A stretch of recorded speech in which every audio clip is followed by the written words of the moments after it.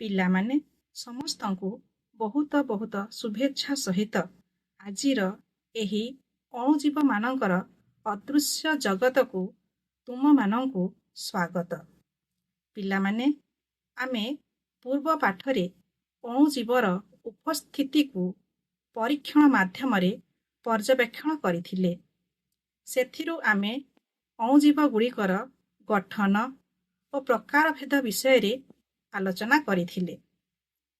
ଆଜି ଆମେ ଦୈନନ୍ଦିନ ଜୀବନରେ ଅଣୁଜୀବର ଭୂମିକା ଜାଣିବା। ଏହି ଅଣୁଜୀବଗୁଡ଼ିକ କିପରି ଆମର ସାହାଯ୍ୟରେ ଆସିଥାନ୍ତି ତାକୁ ଆଜି ଆବିଷ୍କାର କରିବା। ସେଥିପାଇଁ ମୋ ସହିତ ଯୋଡ଼ି ହୋଇ ରୁହ। ତୁମକୁ ନିଶ୍ଚୟ ମଜା ଲାଗିବ। ତେବେ ଚାଲ। ପିଲାମାନେ, ତାହେଲେ ଦୁଇଟି ଉପକାରୀ ଅଣୁଜୀବର ନାମ କୁହ। ଠିକ୍ କହିଛ, ଲାକ୍ଟୋବାସିଲସ୍ ଏବଂ ଇଷ୍ଟ। ତେବେ ପିଲେ କହିଲ, କ୍ଷୀରରୁ ଦହି ତିଆରିରେ କେଉଁ ଅଣୁଜୀବ ସାହାଯ୍ୟ କରେ?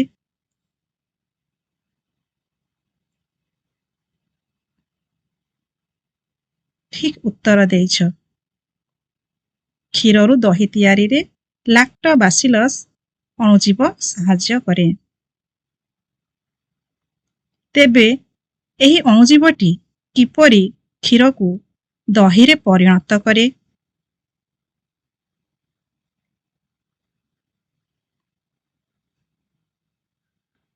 ହଉ, ଚାଲ ଏଥର ଦେଖିବା କିପରି କ୍ଷୀରରୁ ଦହି ବନିବାରେ ଅଣୁଜୀବ ସାହାଯ୍ୟ କରିଥାଏ।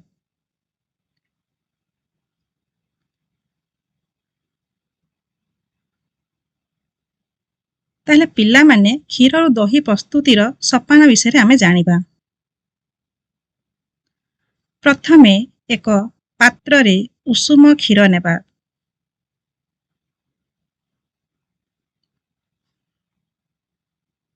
ସେଥିରେ ଛୋଟ ଚାମଚ ଦହିଟିଏ ମିଶାଇବା।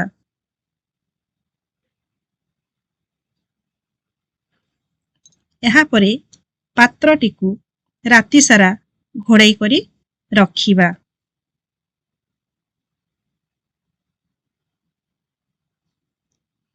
ବର୍ତ୍ତମାନ କ୍ଷୀରରେ ହୋଇଥିବା ପରିବର୍ତ୍ତନକୁ ପର୍ଯ୍ୟବେକ୍ଷଣ କରିବା। ତେଣୁ ଆମେ ପର୍ଯ୍ୟବେକ୍ଷଣରେ ଦେଖିଲେ ଯେ କ୍ଷୀର ଘନ ଦହିରେ ପରିଣତ ହୋଇଛି।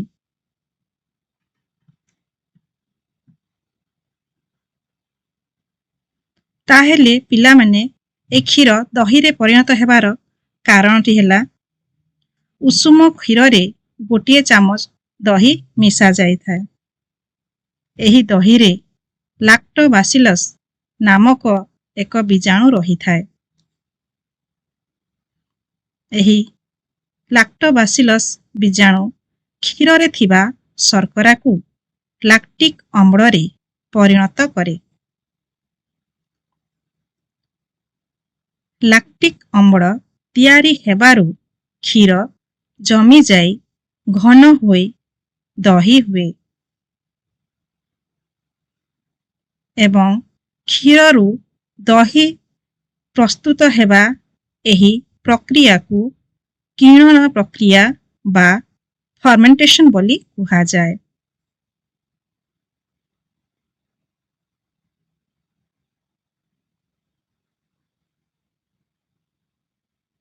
ପିଲାମାନେ, ଟିକେ ଚିନ୍ତା କଲ, ତମ ସମସ୍ତଙ୍କୁ ପାଉଁରୁଟି ଖାଇବାକୁ ଭଲ ଲାଗେ ନା?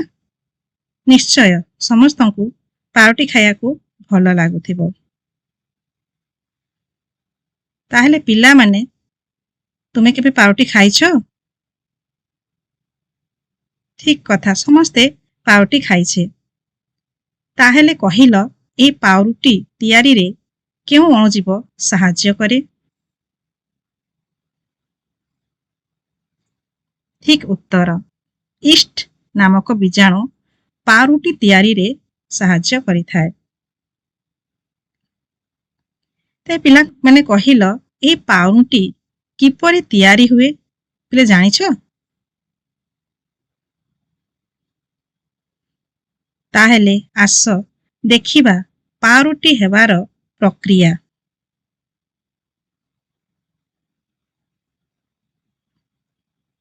ତେଣୁ ପିଲାମାନେ ପାଉରୁଟି ପ୍ରସ୍ତୁତିର ସୋପାନ ଗୁଡ଼ିକ ହେଲା ପ୍ରଥମେ ମଇଦା, ପାଣି, କ୍ଷୀର, ଚିନି, ତେଲ ଓ ଇଷ୍ଟ ପାଉଡର ଏକ ନିର୍ଦ୍ଦିଷ୍ଟ ଅନୁପାତରେ ମିଶାଇ ଏକ ଗୋଳା ତିଆରି କରିବା।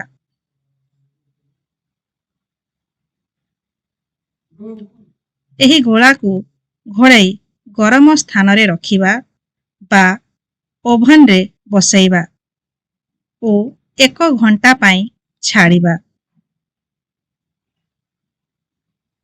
1 ଘଣ୍ଟା ପରେ ସେହି ମଇଦା ଗୋଳାକୁ ଓଭନରୁ କାଢ଼ି ଆଣିବା।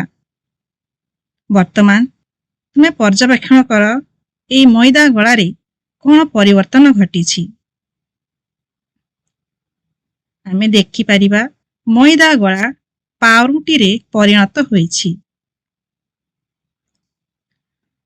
ତାହେଲେ ଏପରି ହେବାର କାରଣ ହେଲା ମଇଦାରେ ଥିବା ଇଷ୍ଟ ଚିନିକୁ ଭାଙ୍ଗି ଅଙ୍ଗାରକାମ୍ଳ ଗ୍ୟାସ ନିର୍ଗତ କରେ, ଯାହା ମଇଦାକୁ ନରମ ଓ ହାଲୁକା କରିଥାଏ।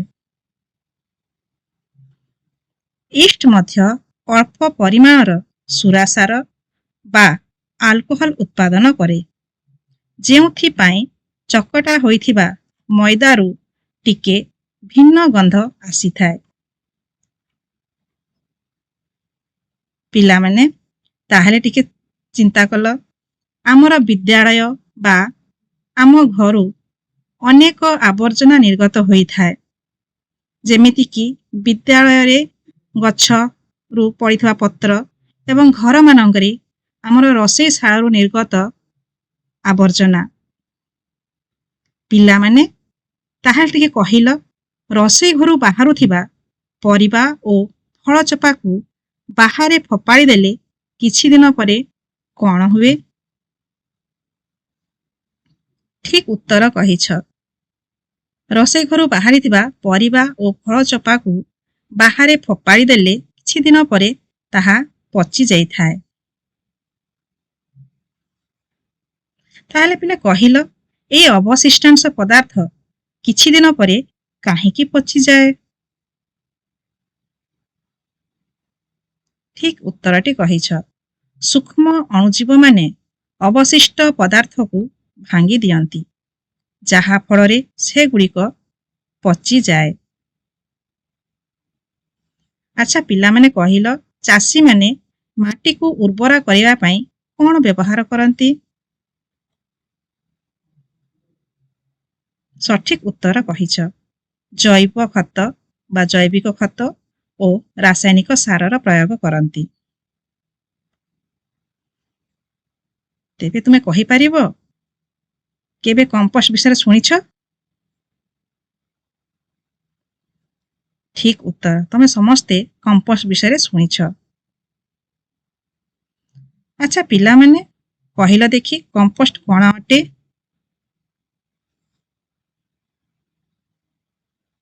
ଠିକ୍ ଉତ୍ତର କହିଛ, କମ୍ପୋଷ୍ଟ ହେଉଛି ଏକ ଜୈବିକ ଖତ।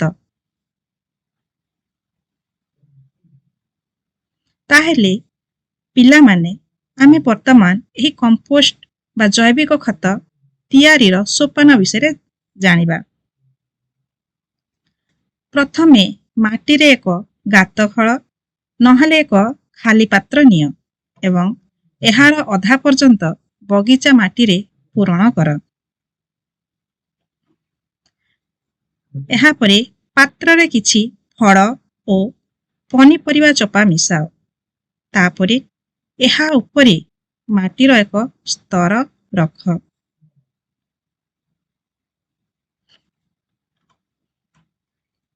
ଏହା ଉପରେ ପାଣି ସିଞ୍ଚନ କରି ସେହିପରି କିଛି ଦିନ ରଖିଦିଅ। 2 ରୁ 3 ସପ୍ତାହ ପରେ ଘଟିଥିବା ପରିବର୍ତ୍ତନ ଗୁଡ଼ିକୁ ଲକ୍ଷ୍ୟ କର।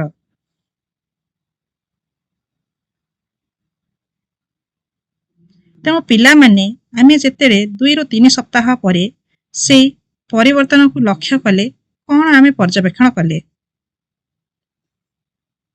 ଫଳ ଓ ପନିପରିବାର ଚୋପା ଗାଢ଼ ରଙ୍ଗର ପୋଷକ ପଦାର୍ଥରେ ଭରପୁର ଖତରେ ପରିଣତ ହୋଇଛି, ଯାହା ମାଟିର ଉର୍ବରତା ବୃଦ୍ଧି କରିବାରେ ସାହାଯ୍ୟ କରେ।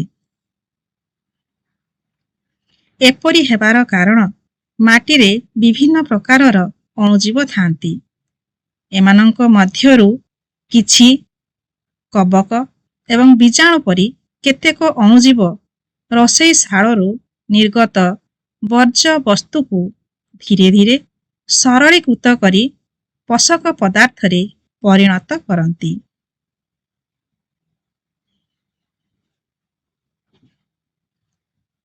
ପିଲାମାନେ, ତାହେଲେ ଆଜି ଆମେ ରାଇଜୋବିୟମ ବୀଜାଣୁ ବିଷୟରେ କିଛି ଧାରଣା ପାଇବା। ରାଇଜୋବିୟମ ପରି କେତେକ ବୀଜାଣୁ ଚିତ୍ରରେ ଦେଖାଯାଇଥିବା ପରି ଚେରରେ ଗଣ୍ଠି ତିଆରି କରି ସେଥିରେ ବାସ କରନ୍ତି। ଏହି ଗଣ୍ଠିକୁ ନଡ୍ୟୁଲ କୁହାଯାଏ। ଶିମ୍ବ, ମଟର ଏବଂ ମସୁର ପରି ଡାଲି ଜାତୀୟ ଉଦ୍ଭିଦ ମୂଳରେ ଏହିପରି ନଡ୍ୟୁଲରେ ରାଇଜୋବିୟମ ବୀଜାଣୁ ଥାଏ। ଏହି ବୀଜାଣୁ ବାୟୁମଣ୍ଡଳୀୟ ଯବକ୍ଷାରଜାନକୁ ଉଦ୍ଭିଦ ଉପଯୋଗୀ କରାଏ। ରାସାୟନିକ ସାର ପ୍ରୟୋଗ ବିନା ଏହା ଉଦ୍ଭିଦ ଗୁଡ଼ିକୁ ଭଲ ଭାବରେ ବୃଦ୍ଧି କରିବାରେ ସାହାଯ୍ୟ କରେ। ଏହା ପ୍ରାକୃତିକ ଭାବରେ ମାଟିରେ ଯବକ୍ଷାରଜାନ ବୃଦ୍ଧି କରେ ଏବଂ ପରବର୍ତ୍ତୀ ଫସଲ ପାଇଁ ମାଟିକୁ ଉପଯୋଗୀ କରିଥାଏ।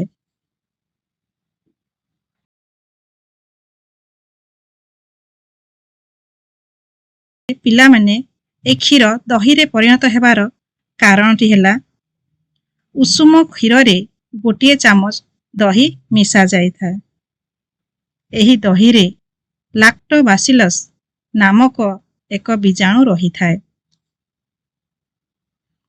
ଏହି ଲାକ୍ଟୋବାସିଲସ ବୀଜାଣୁ କ୍ଷୀରରେ ଥିବା ଶର୍କରାକୁ ଲାକ୍ଟିକ ଅମ୍ଳରେ ପରିଣତ କରେ। ଲାକ୍ଟିକ ଅମ୍ଳ ତିଆରି ହେବାରୁ କ୍ଷୀର ଜମିଯାଇ ଘନ ହୋଇ ଦହି ହୁଏ ଏବଂ କ୍ଷୀରରୁ ଦହି ପ୍ରସ୍ତୁତ ହେବା ଏହି ପ୍ରକ୍ରିୟାକୁ କିଣନ ପ୍ରକ୍ରିୟା ବା ଫର୍ମେଣ୍ଟେସନ ବୋଲି କୁହାଯାଏ।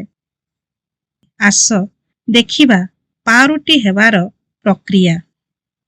ତେଣୁ ପିଲାମାନେ, ପାଉରୁଟି ପ୍ରସ୍ତୁତିର ସୋପାନ ଗୁଡ଼ିକ ହେଲା: ପ୍ରଥମେ ମଇଦା, ପାଣି, କ୍ଷୀର, ଚିନି, ତେଲ ଓ ଇଷ୍ଟ ପାଉଡର ଏକ ନିର୍ଦ୍ଦିଷ୍ଟ ଅନୁପାତରେ ମିଶାଇ ଏକ ଗୋଳା ତିଆରି କରିବା।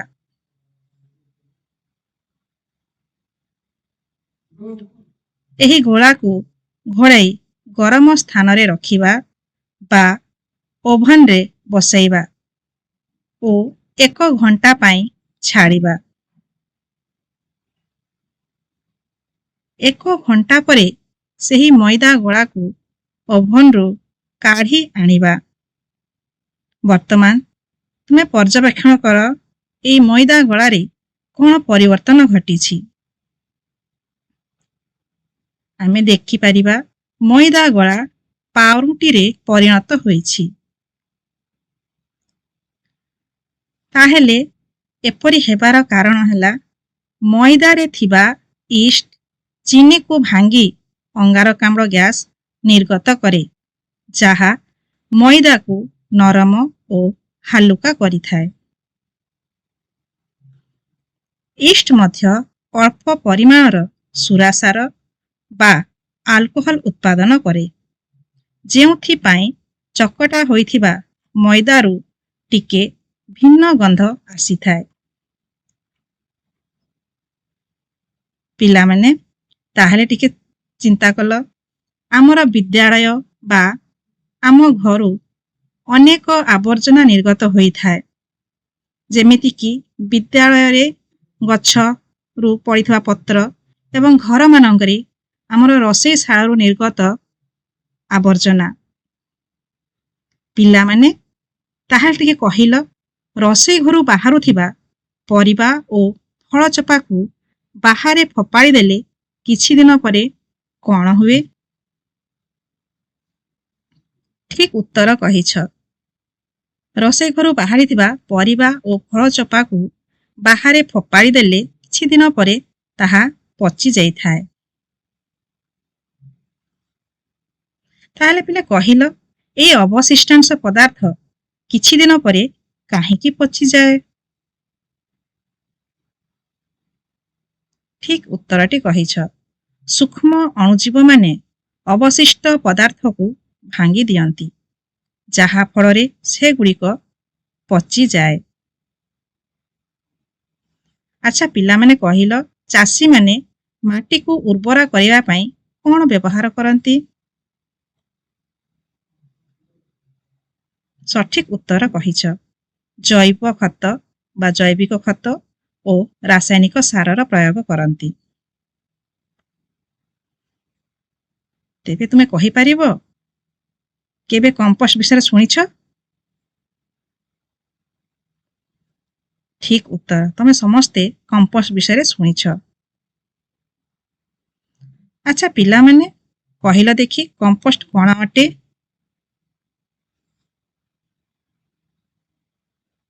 ଠିକ ଉତ୍ତର କହିଛ। କମ୍ପୋଷ୍ଟ ହେଉଛି ଏକ ଜୈବିକ ଖତ। ତାହେଲେ ପିଲାମାନେ ଆମେ ବର୍ତ୍ତମାନ ଏହି କମ୍ପୋଷ୍ଟ ବା ଜୈବିକ ଖତ ତିଆରିର ସୋପାନ ବିଷୟରେ ଜାଣିବା। ପ୍ରଥମେ ମାଟିରେ ଏକ ଗାତ ଖୋଳ, ନହେଲେ ଏକ ଖାଲି ପାତ୍ର ନିଅ ଏବଂ ଏହାର ଅଧା ପର୍ଯ୍ୟନ୍ତ ବଗିଚା ମାଟିରେ ପୂରଣ କର। ଏହାପରେ ପାତ୍ରରେ କିଛି ଫଳ ଓ ପନିପରିବା ଚୋପା ମିଶାଅ। ତାପରେ ଏହା ଉପରେ ମାଟିର ଏକ ସ୍ତର ରଖ।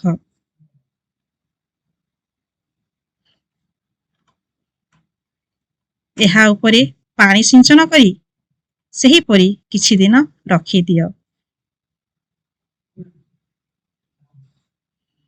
2 ରୁ 3 ସପ୍ତାହ ପରେ ଘଟିଥିବା ପରିବର୍ତ୍ତନ ଗୁଡ଼ିକୁ ଲକ୍ଷ୍ୟ କର।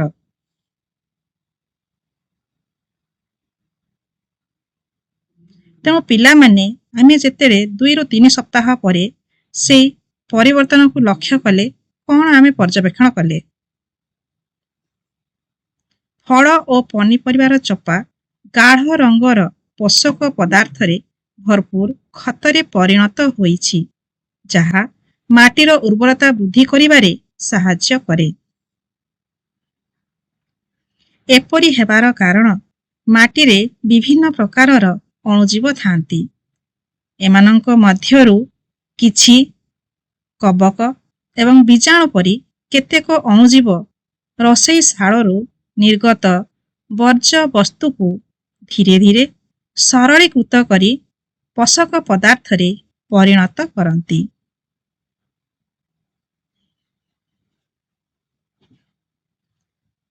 ପିଲାମାନେ ତାହେଲେ ଆଜି ଆମେ ରାଇଜୋବିୟମ ବୀଜାଣୁ ବିଷୟରେ କିଛି ଧାରଣା ପାଇବା।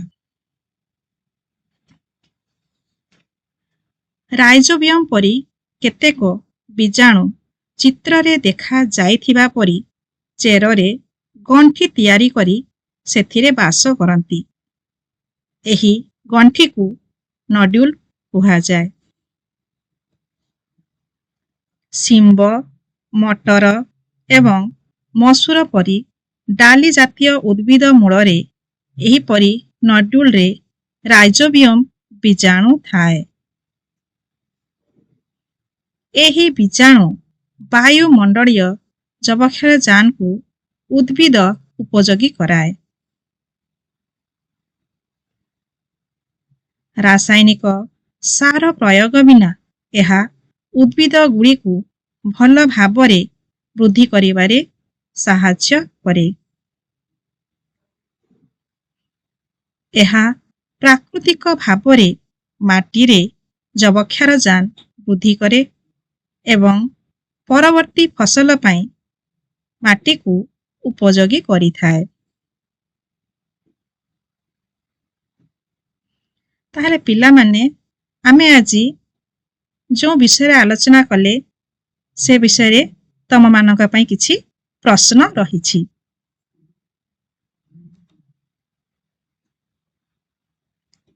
ପିଲାମାନେ କହିଲ, ଲାକ୍ଟୋବେସିଲସ୍ ବ୍ୟାକ୍ଟେରିଆ କ୍ଷୀରରେ ଥିବା ଶର୍କରାକୁ ଭାଙ୍ଗି କଣରେ ପରିଣତ କରେ?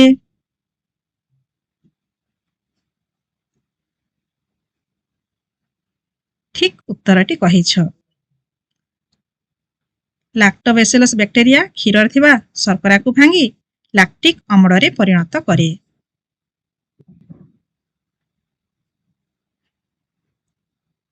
ପିଲା କହିଲ, କ୍ଷୀରରୁ ଦହି ତିଆରି ହେବା ପ୍ରକ୍ରିୟାକୁ କଣ କୁହାଯାଏ? ସଠିକ୍ ଉତ୍ତରଟି କହିଛ। କ୍ଷୀରରୁ ଦହି ତିଆରି ହେବା ପ୍ରକ୍ରିୟାକୁ କିଣନ ପ୍ରକ୍ରିୟା ବୋଲି କୁହାଯାଏ।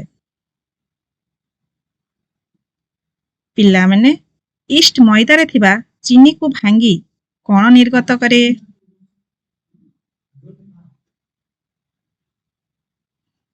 ଠିକ୍ କହିଛ। ଇଷ୍ଟ ମଇଦାରେ ଥିବା ଚିନିକୁ ଭାଙ୍ଗି ଅଙ୍ଗାରକାମ୍ଳ ଗ୍ୟାସ୍ ନିର୍ଗତ କରେ। ପିଲାମାନେ କହିଲ ଦେଖି, ମଇଦାରୁ ପ୍ରସ୍ତୁତ ପାଉରୁଟି କାହିଁକି ନରମ ଓ ହାଲୁକା ହୋଇଥାଏ? ଠିକ୍ ଉତ୍ତରଟି କହିଛ। ମଇଦାରେ ଥିବା ଇଷ୍ଟ ଚିନିକୁ ଭାଙ୍ଗି ଅଙ୍ଗାରକାମ୍ଳ ଗ୍ୟାସ୍ ନିର୍ଗତ କରେ, ଯାହା ମଇଦାକୁ ନରମ ଓ ହାଲୁକା କରିଥାଏ। ପ୍ରିୟ ଶିକ୍ଷାର୍ଥୀମାନେ, ମୁଁ ଆଶା କରୁଛି ଆଜିର ପାଠ ତୁମକୁ ନିଶ୍ଚିତ ଭାବେ ଭଲ ଲାଗିଥିବ। ଆଜି ଆମେ ଅଣୁଜୀବଗୁଡ଼ିକ କିପରି ଆମର ଉପକାରିତା କରନ୍ତି ସେ ବିଷୟରେ ଆଲୋଚନା କଲେ। ଯେପରିକି କ୍ଷୀରରୁ ଦହି ହେବାର ପ୍ରକ୍ରିୟାରେ ଲାକ୍ଟୋବେସିଲସ୍ ବୀଜାଣୁର ଭୂମିକା, ମଇଦାରୁ ପାଉରୁଟି ପ୍ରସ୍ତୁତିରେ ଇଷ୍ଟ ନାମକ କବକର ଭୂମିକା ସହିତ କମ୍ପୋଷ୍ଟ ତିଆରିରେ କିଛି କବକ ଏବଂ ବୀଜାଣୁ ପରି ଅଣୁଜୀବମାନଙ୍କର ଭୂମିକା ବିଷୟରେ ଅବଗତ ହେଲେ। ଏହି ଉପକାରୀ ଅଣୁଜୀବମାନଙ୍କ ମଧ୍ୟରେ କେତେକ ସୂକ୍ଷ୍ମ ଶୈବାଳ ମଧ୍ୟ ଅଛନ୍ତି। ସେମାନଙ୍କ ବିଷୟରେ ପରବର୍ତ୍ତୀ ପାଠରେ ଆଲୋଚନା କରିବା। ସେ ପର୍ଯ୍ୟନ୍ତ ଭଲରେ ରୁହ, ଖୁସିରେ ରୁହ। ଧନ୍ୟବାଦ। ଖୁସିରେ ଶିଖିବା ସମସ୍ତଙ୍କ ଅଧିକାର। ନମସ୍କାର।